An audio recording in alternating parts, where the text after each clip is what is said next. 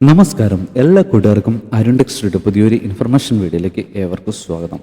കഴിഞ്ഞ ക്ലാസ്സിൽ വേദകാലഘട്ടത്തെക്കുറിച്ചാണ് നമ്മൾ പഠിച്ചുകൊണ്ടിരുന്നത്. BC 1500 മുതൽ 600 വരെയാണ് വേദകാലഘട്ടം നിലവിൽ വന്നിരിക്കുന്നത്. അതിൻ്റെ രണ്ടാമത്തെ സെക്ഷനാണ് ഇന്ന് നമ്മൾ പഠിക്കാൻ പോകുന്നത്. ഇതിൽ യജുർവേദം എന്നാൽ എന്താണ്, സാമവേദം എന്നാൽ എന്താണ്, അതുപോലെ തന്നെ അഥർവവേദം എന്നാൽ എന്താണ്, ഈ 3 വേദങ്ങളെക്കുറിച്ചും PSC റിപ്പീറ്റഡ് ആയിട്ട് ചോദിച്ച ചില ക്വസ്റ്റ്യൻസും അതുപോലെ തന്നെ അതിൻ്റെ ആൻസേഴ്സുമാണ് ഇന്ന് നിങ്ങളുമായിട്ട് ഷെയർ ചെയ്യുന്നത്. ഇതിൽ ആദ്യമായിട്ട് യജുർവേദം എന്നാൽ എന്താണ്? ബലിക്രിയകൾ, പൂജാവിധികൾ എന്നിവയുടെ ഒരു സമാഹാരമാണ് യജുർവേദം എന്നറിയപ്പെടുന്നത്. 40 അധ്യായങ്ങളാണ് ഇതിൽ ഉള്ളത്. ഗദ്യരൂപത്തിലുള്ള ഏക വേദം എന്നറിയപ്പെടുന്നത് യജുർവേദമാണ്.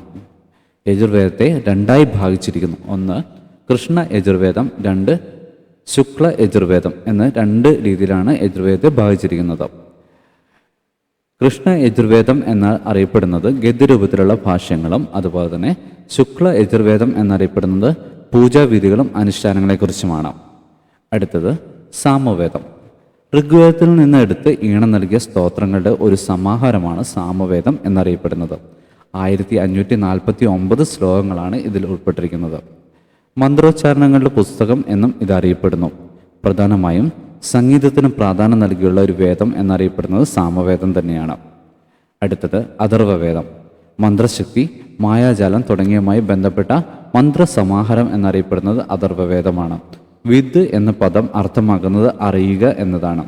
അറിവിലൂടെ മോചനം എന്നതാണ് ഈ ഉപനിഷത്തിൻ്റെ മുഖ്യ സന്ദേശം.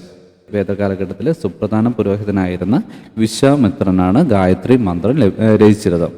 ഋഗ്വേദത്തിൽ ഏറ്റവും കൂടുതൽ പരാമർശിക്കപ്പെട്ടിരുന്ന നദി എന്നറിയപ്പെടുന്നത് സിന്ധു നദിയാണ്. ഋഗ്വേദത്തിൽ പരാമർശിക്കപ്പെട്ടിരുന്നതും ഇന്ന് നിലവിലില്ലാത്തതുമായ നദി എന്നറിയപ്പെടുന്നത് സരസ്വതി നദിയാണ്. മനുഷ്യനെ പ്രകൃതിയുടെ ഭാഗമായി കാണുന്ന ചികിത്സാ രീതിയാണ് ആയുർവേദം. ഇത് അഥർവവേദത്തിൻ്റെ ഒരു ഭാഗമാണ്. വേദങ്ങളിലേക്ക് മടങ്ങിപ്പോവുക എന്ന് ആഹ്വാനം ചെയ്തത് ദയാനന്ദ സരസ്വതിയാണ്. ഈ ഒരു ക്വസ്റ്റ്യൻ പലപ്പോഴും റിപ്പീറ്റഡ് ആയിട്ട് ചോദിച്ചിട്ടുണ്ട്. വേദങ്ങളിലേക്ക് മടങ്ങിപ്പോവുക എന്ന് ആഹ്വാനം ചെയ്തത് ആരാണ്? അത് ദയാനന്ദ സരസ്വതിയാണ് വേദങ്ങളിലേക്ക് മടങ്ങിപ്പോവുക എന്ന് ആഹ്വാനം ചെയ്തത്. ഈ ഒരു ഇൻഫർമേഷൻ നിങ്ങൾക്ക് ഏവർക്കും ഉപകാരപ്രദമായാണ്. നിങ്ങളുടെ സുഹൃത്തുക്കളിലേക്കൊന്ന് ഷെയർ ചെയ്യുക. അതുപോലെ തന്നെ നിങ്ങൾ ആദ്യമായിട്ടാണ് ഈ ചാനൽ കാണുന്നെങ്കിൽ ചാനൽ ഒന്ന് സപ്പോർട്ട് ചെയ്യുക. തൊട്ടടുത്ത് ബെൽ ബട്ടൺ എനേബിൾ ചെയ്യുകയാണെങ്കിൽ ഞാൻ ഇടുന്ന PSC റിലേറ്റഡ് ആയിട്ടുള്ള എല്ലാ ഇൻഫർമേഷൻസും നിങ്ങൾക്ക് ഏകദേശം നോട്ടിഫിക്കേഷനായി ലഭിക്കുന്നതാണ്. അപ്പോൾ അടുത്തൊരു ദിവസം പുതിയൊരു ഇൻഫർമേഷനുമായി കാണുന്നവരെ നന്ദി, നമസ്കാരം.